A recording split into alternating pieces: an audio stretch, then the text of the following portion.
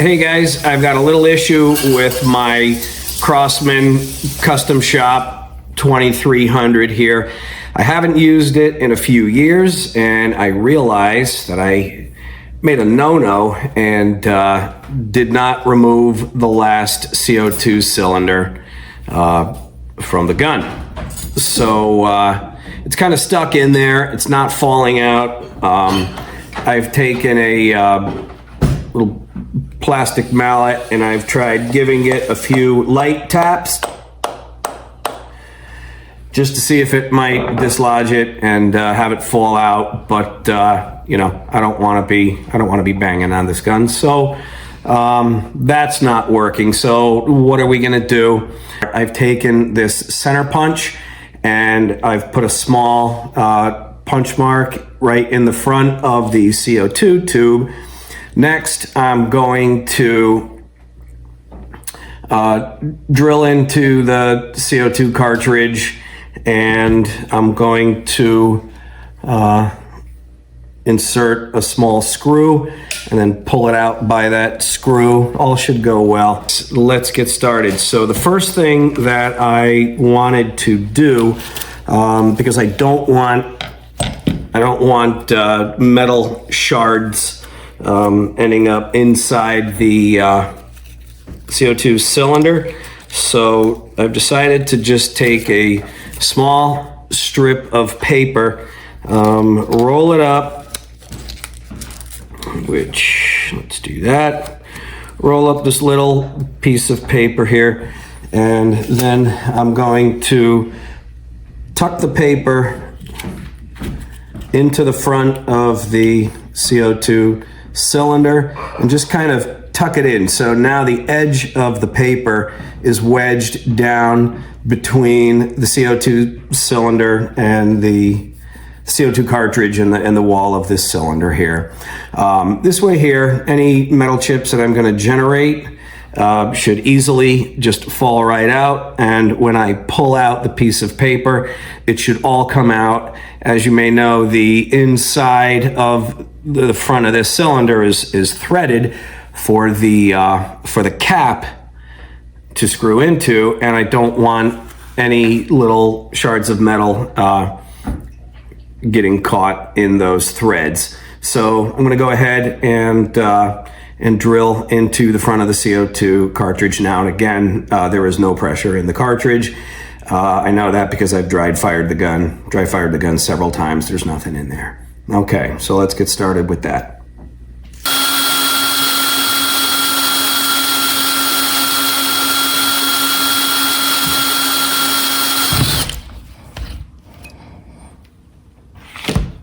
Okay, so we now have a nice little hole right in the front of the CO2 cylinder. And again, like, don't attempt to drill the hole without using a sharp center punch to get your little center in there to keep the drill bit aligned. You know, again, here I'm coming in at a very slight angle. The muzzle of the gun is kind of hitting the drill, so I am coming in at a very slight angle, so it makes it important to make sure that you use a center punch to get a center, and to use a small sharp drill bit to get started. Okay, so we've got that, and I'm just going to tap out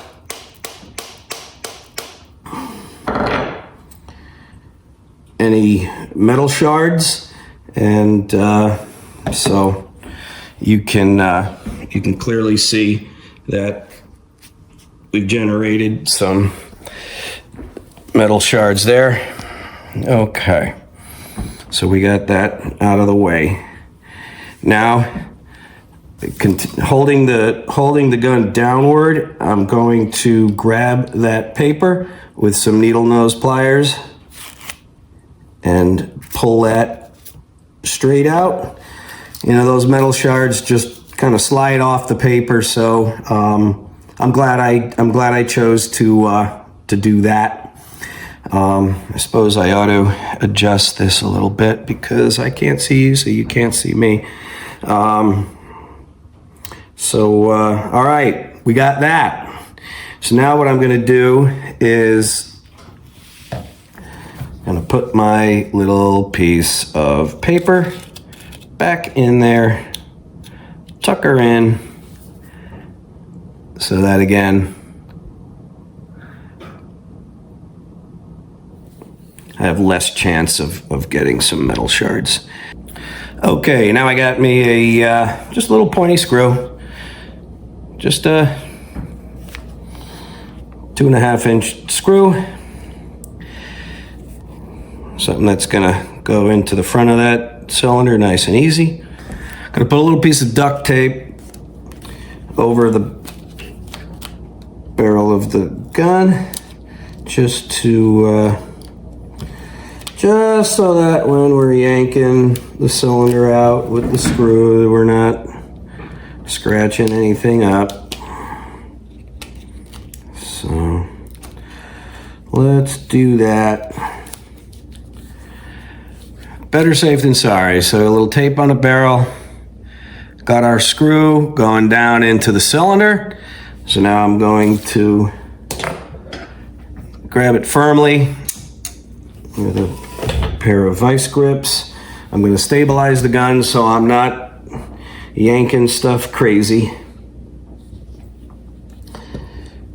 And I know you can't see this because we are off camera with that, but I'm going to hold the gun steady and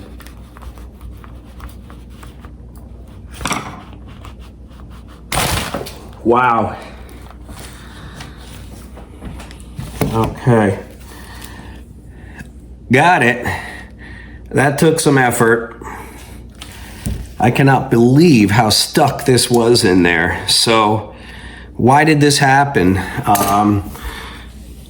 So I'm going to say probably for a couple of reasons. I always put a little shot of pellet gun oil on the tip of my CO2 cartridges before I put them in the gun, but honestly, it's been like 5-6 years since I've used this, and so I think that, you know, that had something to do with it. But I may have been over tightening these, so you know, that's probably not a good thing.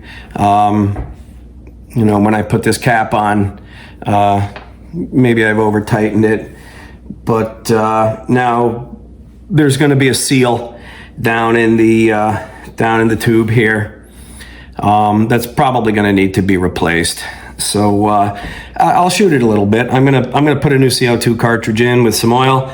I'll shoot it a little bit, but I've been contemplating doing some mods on this gun, and I think I'm gonna do a power upgrade on it. And so while I have it apart, you know, I'm gonna do the power upgrade. I'm gonna do a trigger modification for a little nicer trigger pull.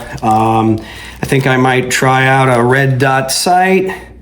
And I'm gonna get an adapter maybe for a moderator for the front, just to play around a little bit. I've really enjoyed this gun since I got it, but you know, these are fun to modify, and so why not play a little bit? One of the things I like about the Custom Shop series is that it doesn't have all of that horrible warning printing all over the side of the gun. Just a little something down there you can barely see. But yeah, so got that. So I may have, you know, been a little overcautious, but you know, as far as putting the paper inside the CO2 chamber and putting the tape over the barrel, but a little bit of caution could go a long way in terms of you being PO'd at yourself later for not taking a few moments to do those things. So yeah, so if you do this again, don't forget center punch in the front of the cylinder. Use a small sharp drill bit, put some tape over your barrel so you don't scratch it, and take your time.